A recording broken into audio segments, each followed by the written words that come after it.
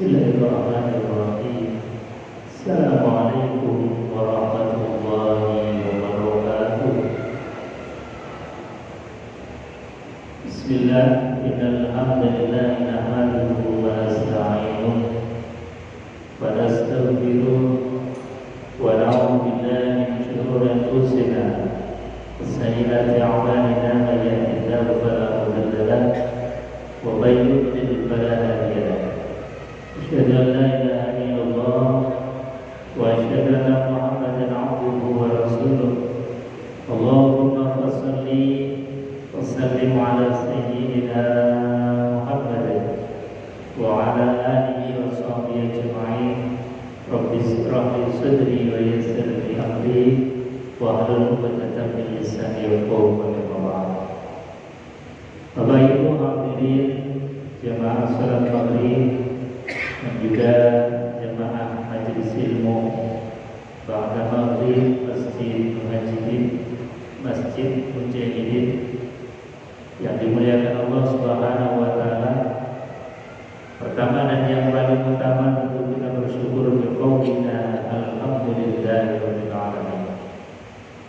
Dan kita bersyukur kepada Allah, maka satu janji yang pasti dari Allah Subhanahu wa taala, la azidannakum, maka pasti akan ditambah nikmatnya oleh Allah Subhanahu wa taala.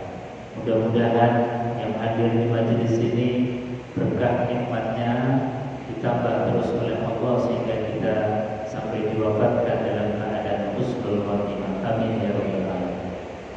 Kedua kalinya salawat dan salam kita aturkan dari para baginda Nabi besar Muhammad sallallahu alaihi wasallam yang kita nanti-nantikan syafaatnya, yang kita belajar terus-menerus tentang perilaku pribadi agung beliau sallallahu alaihi wasallam. Mudah-mudahan kita dicatat sebagai umat beliau. Amin Allahumma amin. Bapak Ibu hadirin jemaah yang dimuliakan Allah Subhanahu wa taala.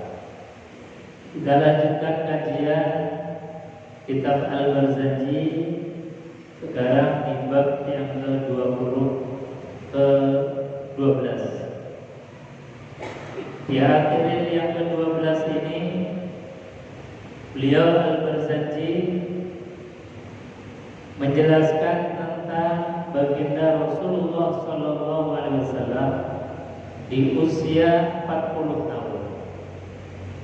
Bismillahirrahmanirrahim. Walamma kamula lahu sallallahu alaihi wasallam arba'una sana ala awfaqil aqwali lizawil alamiyah. Beliau sallallahu alaihi wasallam walamma kamula, ketika sempurna, lahu bagi Nabi Muhammad sallallahu alaihi wasallam, sempurna apa? Arba'una sanatan, genap 40 tahun. 40 tahun genap ini maknanya berarti sudah lebih dari 40 tahun. Sebab kalau betul-betul genap 40 tahun Rasulullah menjadi seorang nabi, berarti diangkat menjadi nabinya itu di bulan Rabiul Awal. Karena apa? Nabi lahir di bulan Rabiul Awal. Sementara Nabi Shallallahu Alaihi Wasallam diangkat menjadi seorang nabi, seorang rasul itu di bulan Ramadan. Jadi Rabiul Awal, Rabiul Tsani, Jumadil Awal, Jumadil Tsani, Rajab, Sya'ban, Ramadan. 40 tahun lebih 7 bulan. Jadi di usia 40 tahun 7 bulan baru Nabi Shallallahu Alaihi Wasallam diangkat menjadi seorang nabi dan seorang rasul. Nah, ini yang sering kita baca, dengar bahwa Nabi menjadi seorang nabi dan rasul itu 40 tahun. Maksudnya adalah 40 tahun 7 bulan. Bapak Ibu hadirin jemaah yang dimuliakan Allah Subhanahu wa taala. Jadi di usia 40 tahun ala awfaqil aqwali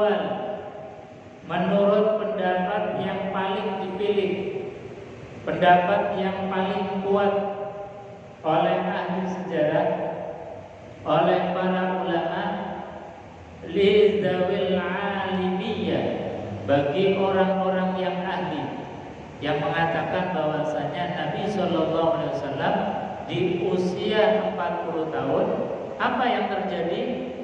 Ba'atsallahu ta'ala lil alamina basyiran wa nadhiran fa'ammahum birahmah. Jadi di usia 40 tahun itu ba'atsallah, Allah Subhanahu wa taala mengutus beliau Nabi Shallallahu Alaihi Wasallam untuk siapa? Lil alamin, untuk alam semesta.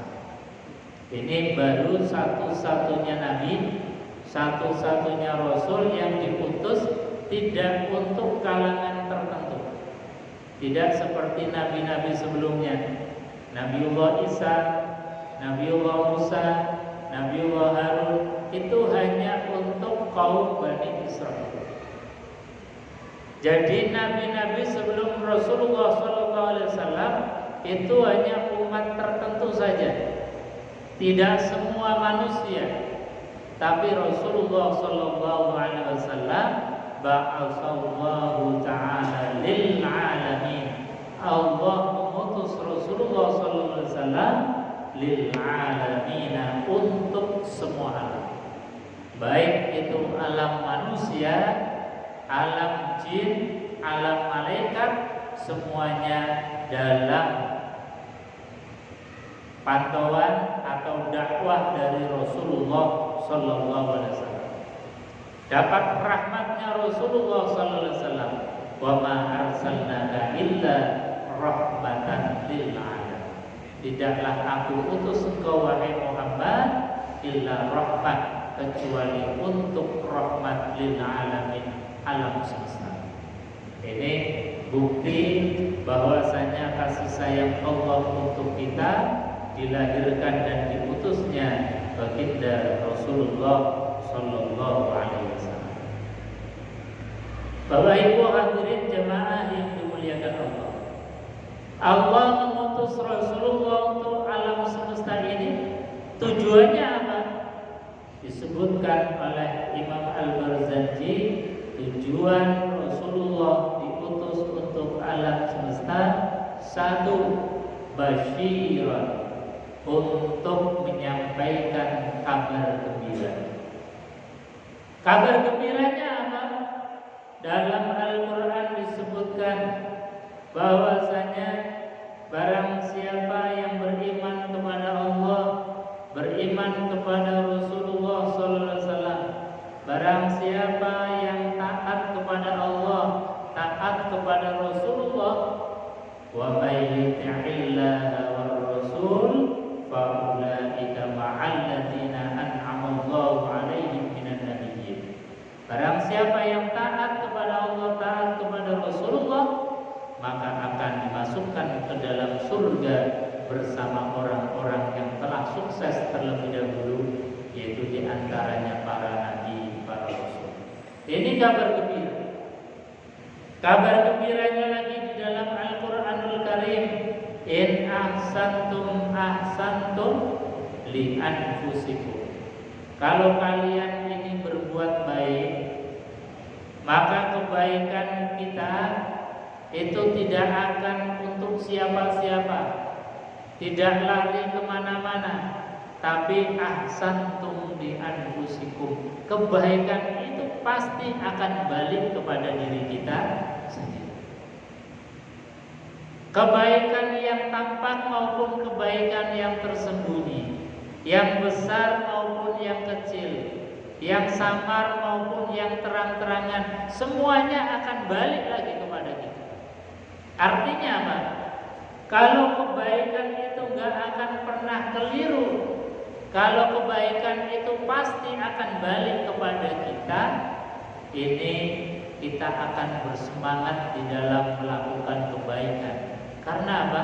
Kebaikan tidak akan pernah keliru untuk orang lain, tetapi pasti akan balik kepada pelaku. Begitu juga sebaliknya, wa in asa'u fala.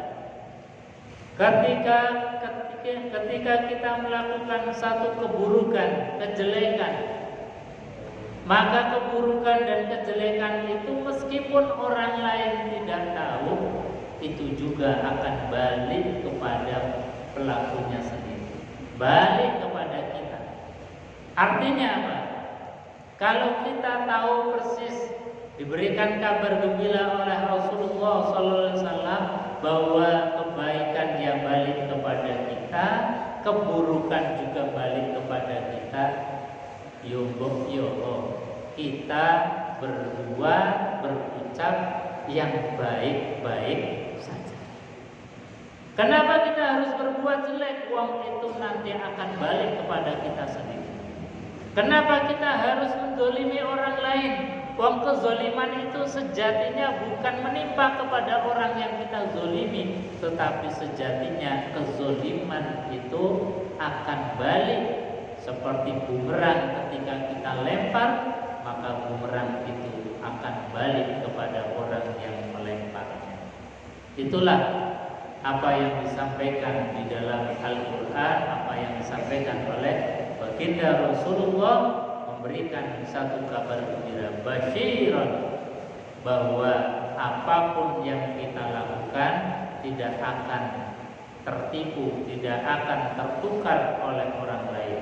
Kebaikan yang balik kepada kita, keburukan juga sama akan balik kepada kita sendiri. Bapak Ibu hadirin jemaah yang dimuliakan Allah Subhanahu wa taala. Juga Nabi sallallahu alaihi wasallam diutus oleh Allah, tujuan yang kedua adalah naziran, sebagai pemberi peringatan. Nabi sallallahu alaihi wasallam memberikan rambu-rambu yang sangat jelas.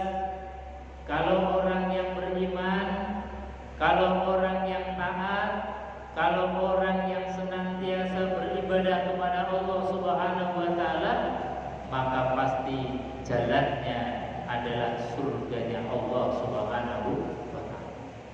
Innal ladzina amanu wa 'amilus shalihat falahum ajruhum 'inda rabbihim. Barang siapa yang beriman kepada Allah dan beramal yang baik, falahum ajruhum 'inda rabbihim, maka bagi mereka pahala dari sisi Allah Subhanahu wa taala. Ini adalah satu kepastian. Barang siapa juga yang beramal jelek, maka juga akan diberikan oleh Allah Subhanahu wa taala apa yang dijanjikan oleh Allah dengan nerakanya Allah. Na'udzubillah summa na'udzubillah. Ini basyiran wa nadhiran. Ada kabar gembira, juga ada peringatan dari Allah Subhanahu wa taala. Wa budi'a ila tamami sittati asyhur. Sebelum Nabi sallallahu alaihi wasallam itu diangkat dan diberikan wahyu yang pertama, itu diawali ila tamami sittati asyhur. Di 6 bulan sebelum mendapatkan wahyu itu, Nabi sallallahu alaihi wasallam birru'yati shadiqah al-jaliyah. Itu Nabi sallallahu alaihi wasallam mendapatkan satu ar-ru'yah as-shadiqah, yaitu mimpi yang benar. Jadi sebelum wahyu yang pertama itu Nabi beberapa kali diberikan impen, mimpi yang disebut sebagai ar-ru'yah as-shadiqah. Ru'yah atau mimpi yang pasti benarnya dari Allah Subhanahu wa taala. Fakana la yara ru'yan illa ja'at misla falaqis subh. Mimpi yang bagaimana?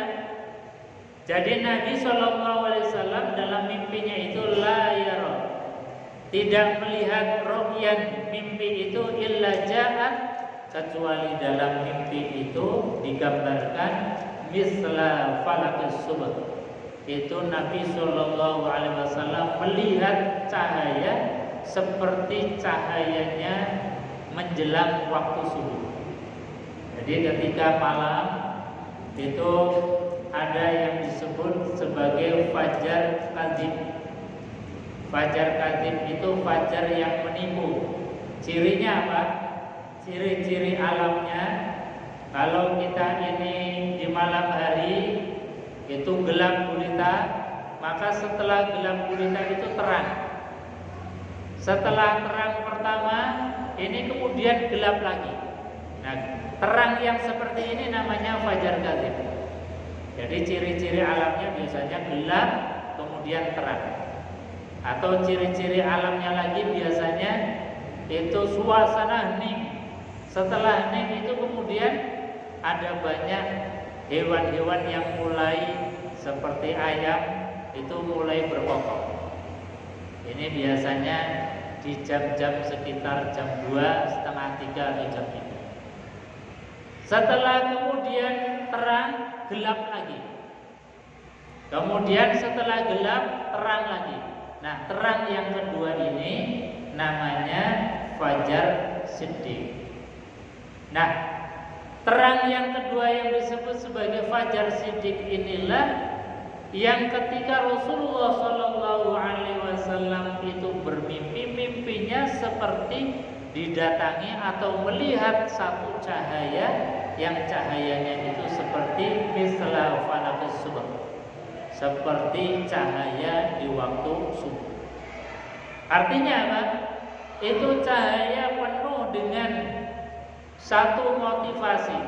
Ada suasana yang menjadikan dari gelap menuju terang. Ini sebetulnya mimpi yang menjadi simbol bahwa setelah di zaman Rasulullah itu disebut sebagai zaman jahiliyah, maka sebentar lagi itu akan ada cahaya ilahi dengan lahirnya atau diutusnya baginda Rasulullah Sallallahu Alaihi Wasallam.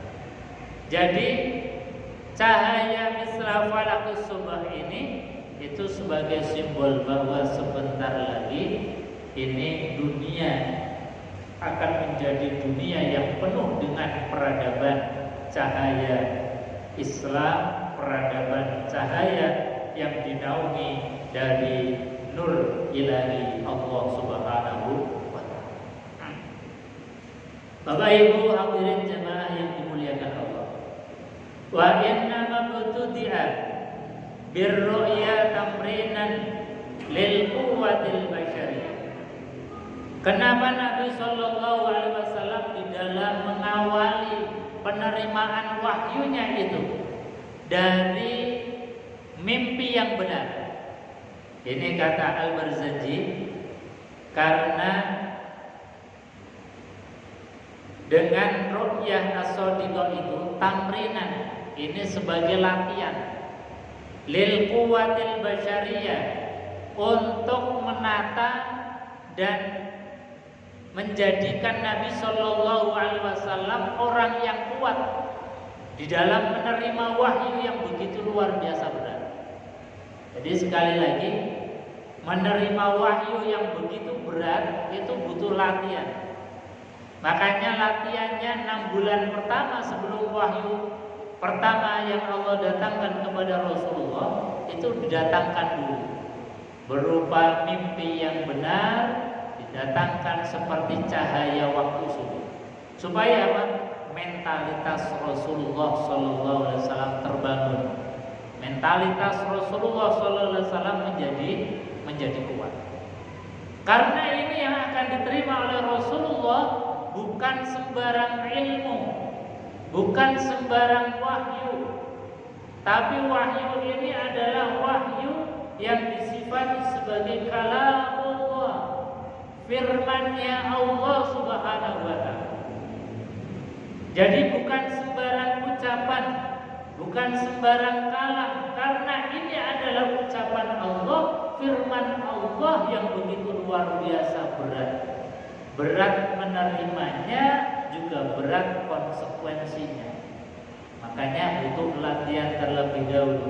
Di sini disebutkan bahwa innama tudi'a birru'ya, diawali dengan mimpi itu tamrinan sebagai bentuk latihannya Rasulullah lil quwwatil basyariyah, untuk menjadikan Nabi ini menjadi manusia yang kuat di dalam menerima wahyu dari Allah Subhanahu wa taala.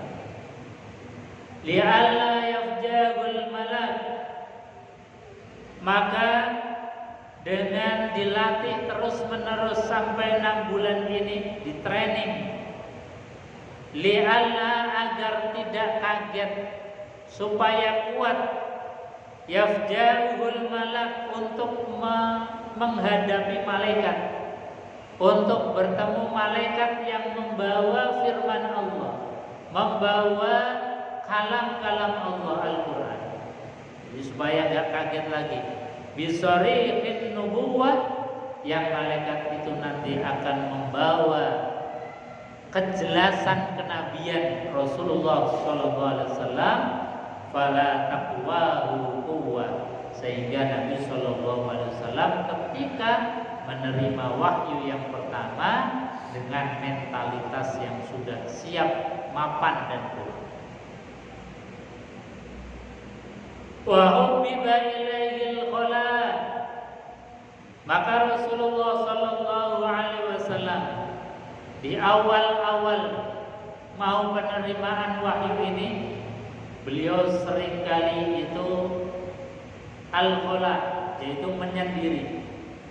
Menyendiri karena tadi memikirkan ada mimpi yang benar seperti misla falakis subah, juga melihat realita bahwa kaumnya yang menyembah berhala, ada orang manusia yang dengan Tuhannya saja nggak kenal, ada orang yang tiap hari diberikan rezeki, diberikan oleh Allah nikmat, tapi dengan zat yang memberikan nikmat sampai nggak kenal. Makanya disebut sebagai zaman jahiliyah.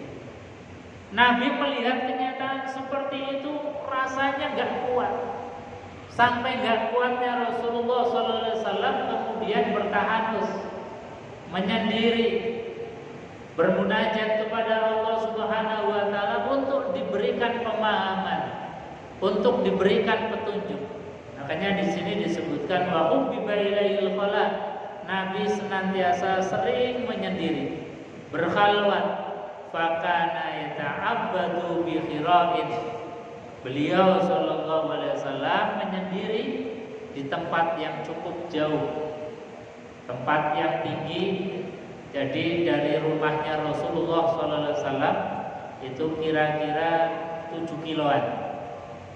7 kilo berangkat dari rumah beliau menuju satu bukit yang disebut kalau sekarang namanya Jabal Nur. Jadi Gunung Nur, gunung cahaya, karena di gunung itu Nabi Shallallahu Alaihi Wasallam mendapatkan wahyu cahaya pertama dari Allah Subhanahu wa taala. Di puncak bukit Jabal Nur ini ada tumpukan batu, dan di antara tumpukan batu itu ada celahnya. Nah, itu yang disebut sebagai Gua Hira. Jadi Gua Hira jangan bayangkan seperti gua-gua yang ada di Indonesia. Di Indonesia itu gua yang betul-betul gua. Jadi terowongan atau lubang yang ada di perut bumi. Seperti Gua Jati-Jajar, Gua Lawa, itu kan memang betul-betul gua. Tapi Gua Hira ini sebetulnya bukan gua seperti gambaran kita, tapi hanya sela-sela di antara tumpukan batu besar. Dan kalau kita naik ke sana, itu kita naik dulu sampai ke puncak. Nanti setelah sampai ke puncak itu turun, dan turunnya itu sangat curam. Karena apa? Kalau nggak hati-hati sebelahnya itu sudah jurang. Tapi kalau sekarang, kalau Bapak Ibu haji atau umroh mau tindak ke sana, itu bisa. Jadi naik, setelah itu kemudian turun. Kalau sekarang sudah ada gojekannya, sudah dikasih pegangan besi. Setelah turun kemudian masuk, itu ada celah-celah batu besar. Kita nggak bisa kecuali harus miring. Kalau orang yang gemuk nggak bisa lewat, harus lewatnya terobos di bawahnya batu yang besar. Setelah itu nanti ada seperti serambi dan di situ ada tumpukan batu lagi yang kira-kira orang itu antara 5 atau 7 orang bisa masuk. Dan di sana ada celah yang langsung bisa melihat Ka'bah atau Baitullah. Nah, Rasulullah SAW itu bertahanus di Gua Hira, bihira'in al-layaliyal adadiyah. Jadi beberapa malam itu Rasulullah SAW tahanus di Gua Hira. Beliau di sana, kemudian kadang-kadang istrinya yaitu Khadijah membawakan makanan, membawakan minum. Nabi SAW juga kadang-kadang pulang, nanti balik lagi. Itu Rasulullah SAW di dalam menyendiri atau bertahanus. Ila an atahu fihi sarihul haqqi, sampai kemudian suatu saat betul-betul datang kepada Rasulullah SAW. Apa itu sarihul haqqi? Jadi datang kepada Rasulullah SAW al-haq yang sharih, kebenaran yang sangat jelas, kebenaran yang hakiki. Wazalika fi yaumil isnain, yang itu terjadi pada hari Senin, li sab'a asyarata lailata khalat min syahri layalatil qadriyah. Jadi pada hari Senin tanggal 17 lailatan, pada malam hari, khalat min syahri lailah, yang terjadi pada bulan yang disifati sebagai Lailatul Qadriyah, yaitu yang kita sering dengar atau disebut di dalam Al-Quran Lailatul Qadar, terjadi pada bulan Ramadan tanggal 17. Itulah Al-Quranul Karim turun kepada baginda Rasulullah Sallallahu Alaihi Wasallam. Summa aqwal li sab'in aw li arba'in wa ishrina minhu aw li samanin min syahri maulidihi alladhi bada fihi badru muhayyar. Ada juga pendapat yang mengatakan bahwa sebetulnya Nabi SAW itu dapat wahyu pada 27 atau 24 atau 28 min syahri maulidi, dari kelahiran baginda Rasulullah sallallahu alaihi wasallam. Jadi Nabi atau Nabi Muhammad sallallahu alaihi wasallam ada yang mengatakan diangkat menjadi nabi itu pada 27 atau 24 atau 28 dari bulan kelahirannya Rasulullah sallallahu alaihi wasallam. Kenapa? Karena seperti kemarin telah kita pelajari di bab-bab yang awal, ketika Rasulullah sallallahu alaihi wasallam lahir, itu memang sudah tampak irhasul nubuwah, tanda-tanda kenabian. Dari mulai Nabi sallallahu alaihi wasallam lahir sudah dalam keadaan menapak bumi dan kepala sujud ke bumi, dalam keadaan wajah yang penuh dengan sinar. Kemudian setelah Nabi Shallallahu Alaihi Wasallam di usia-usia balita itu disusui oleh Halimatus Sa'diyah, itu juga pancaran-pancaran kenabian sudah terlihat. Bahkan di usia balita kanak-kanak yang lagi senang-senangnya bermain, itu Nabi Muhammad atau Muhammad kecil ini sudah kemudian didatangi malaikat, dibelah dadanya, diisi dengan nur cahaya Allah Subhanahu wa taala. Dan ini dia disaksikan oleh ibu susuannya yaitu Halimatus Sa'diyah. Seperti pelajaran kemarin, makanya karena saking takutnya Halimatus Sa'diyah terjadi apa-apa, akhirnya Muhammad dalam usia balita ini dikembalikan kepada keluarga besar. Karena apa? Saking takutnya. Dan irhasul nubuwah ini, tanda-tanda kenabian ini sudah tersebar di seantero Arab, bahwa ini ada anak yang tidak seperti anak kebanyakan. Makanya para ahli sejarah ada yang mengatakan bahwa Nabi Shallallahu Alaihi Wasallam itu diangkat menjadi nabi di usia 27, ada yang mengatakan di usia 24, ada yang mengatakan di usia 28 dari Syahri Maulidi, bulan kelahirannya Rasulullah Shallallahu Alaihi Wasallam. Artinya apa? Bahwa kitab Al-Barzanji, kitab sejarah ini fair. Fair itu artinya semua kaul-kaul, pendapat-pendapat itu dijelaskan. Ada pendapat yang kuat dijelaskan, ada pendapat yang lemah, tetapi itu disampaikan oleh ulama-ulama sejarah juga disampaikan. Sehingga apa? Kita yang menjadi orang yang berikutnya, zaman yang sudah jauh dari Rasulullah SAW, ini kemudian bisa merunut sejarah-sejarah yang benar. Orang yang mengatakan Nabi diangkat menjadi Nabi dan Rasul di usia tadi 27, 24, 28 dari bulan kelahiran, itu juga ada logika berpikirnya yang jelas. Ada tentang yang menguatkan pendapat mereka. Juga yang mengatakan bahwa Nabi SAW diangkat menjadi Nabi dan Rasul itu tanggal 17 bulan Ramadan ketika Nabi SAW di usia 40 tahun. Ini juga sesuai dengan data-data dan fakta-fakta yang dijelaskan di dalam Al-Quran maupun di dalam penjelasan-penjelasan sejarah. Jadi sekali lagi, kitab sejarah Al-Barzanji ini fair menjelaskan berbagai macam literatur yang disampaikan oleh para ulama. Bapak Ibu hadirin jemaah yang dimuliakan Allah Subhanahu wa taala. Faqala lahu Aqra'.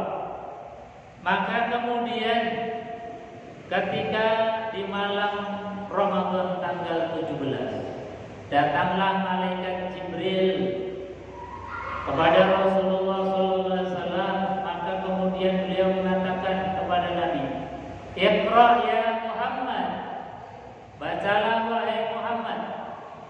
Maka Nabi SAW begitu luar biasa takut, kaget, meskipun sudah dilatih 6 bulan dengan ar-ru'ya shadiqah, tetapi Nabi SAW ternyata juga gentar juga.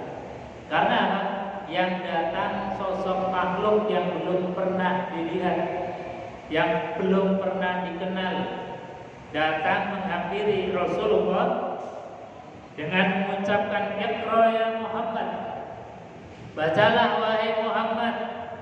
Pada saat itu tentu di sana tidak ada yang bisa beliau baca, tidak ada tulisan.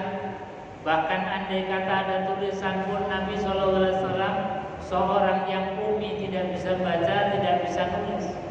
Maka apa yang dilakukan oleh Rasulullah Abad?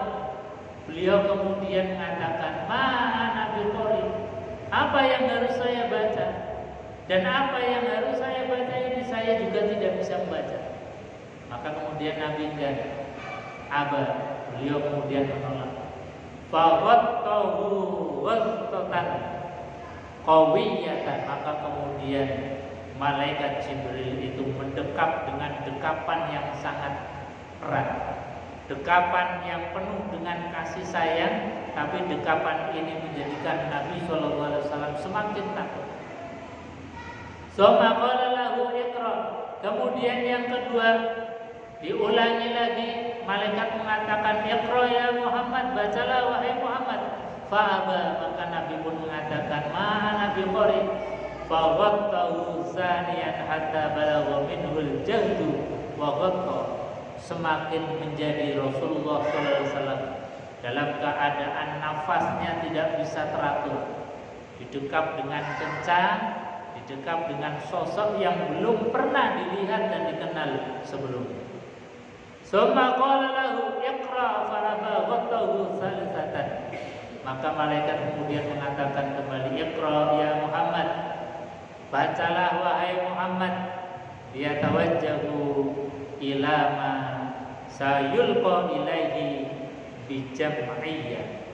Maka dengan tekad bulat akhirnya Nabi SAW dituntun oleh malaikat Jibril untuk mengatakan iqra bismi rabbikal ladzi khalaq khalaqal insana min 'alaq. Iqra wa rabbukal akram alladzi 'allama bil qalam 'allamal insana ma lam ya'lam. Ayat pertama kali turun itu Nabi Shallallahu Alaihi Wasallam disuruh untuk membaca. Iqra, bacalah wahai Muhammad.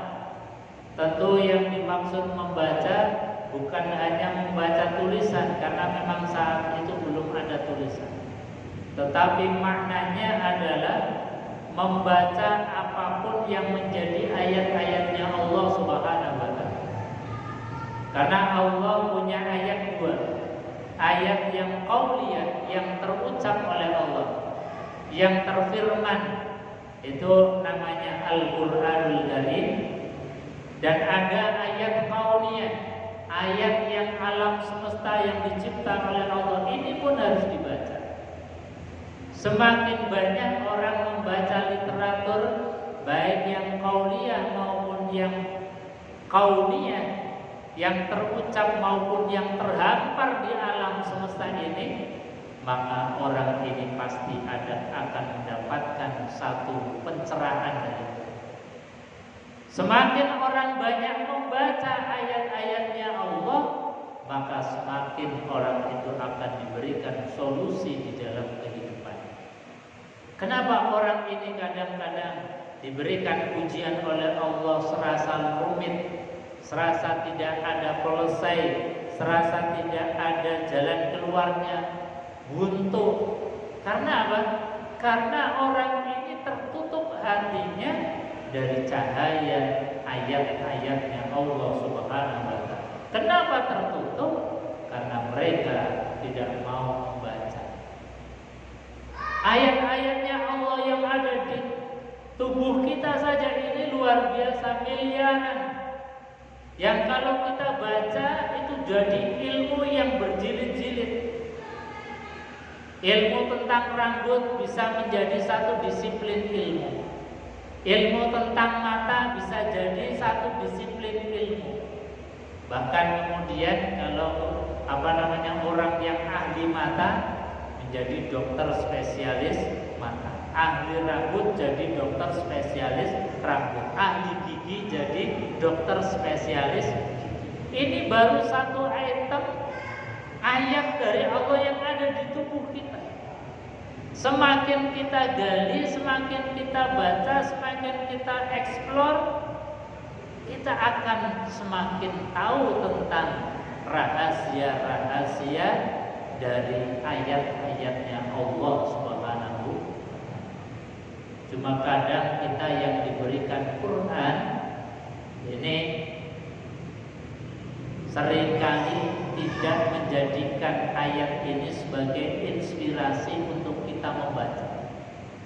Bahkan dari berbagai macam literasi, orang-orang muslim dengan orang-orang non-muslim dalam hal membaca literasi, literatur, apakah itu yang tertulis maupun yang ada di alam semesta ini, kita kaum muslimin masih jauh dari mereka di dalam hal membaca.